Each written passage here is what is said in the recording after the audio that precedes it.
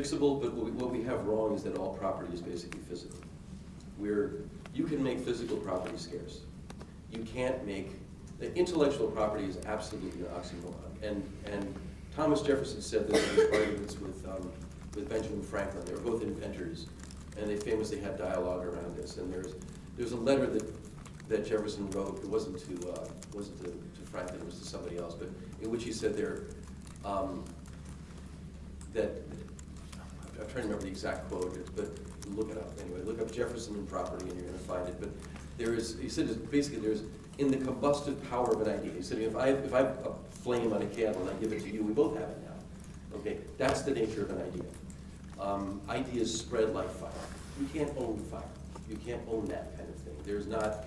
It may be have more value as an idea that spreads than as something you can hold and sell. We would not have the internet now if the guys who came up with it in the first place, or for that matter, the government entities that employed those people, insisted on asserting intellectual property control over those things. We wouldn't have it at all. We'd have a better phone system. We'd have better cable TV, but we would not have the internet. And the interesting thing is that an enormous amount of wealth gets built on top of that. And this is due to what one of my good friends, a guy named J.P. Rangaswamy, who's the chief scientist of BT, which is British Telecom, which I consult, by the way, but he's a good friend prior to that. It calls because effects. You make money because of something rather than with it. We make money because of the internet, not with the internet. And there's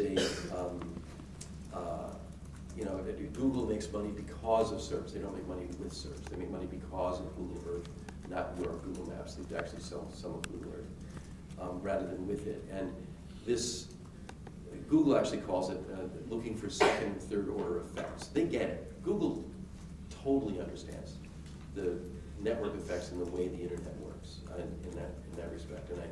And I think we're lucky to have them out there, actually. But most of us don't have that concept down yet. We're still in this industrial age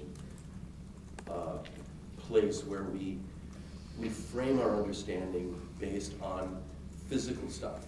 And I think it's a tough one to work out because we are physical animals. Well,